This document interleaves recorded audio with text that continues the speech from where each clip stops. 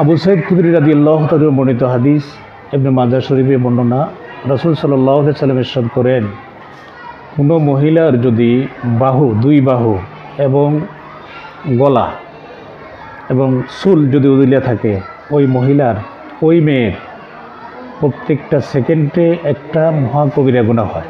60 সেকেন্ডে 1 মিনিট, তো 1 মিনিটে 60টা মহাকবিরা গুনাহ হয়। সেই কবিরা গুনাহ শুধু মেয়ের হয় না, ওই মেয়ের পিতামাতারও হয় এবং তার যদি স্বামী থাকে স্বামীরও হয়।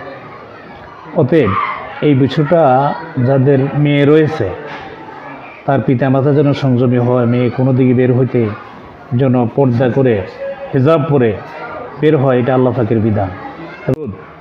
আপনার স্ত্রীকে বাহিরে এই বাহু, গলা এবং চুল যেন উদিলে না থাকে, পর্দা করে যেন বের হয়, এদিকে খেয়াল রাখবো।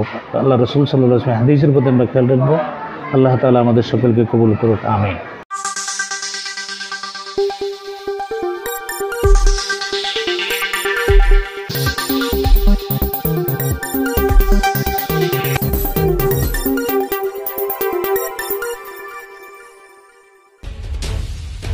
স্বাগতম সংবাদ।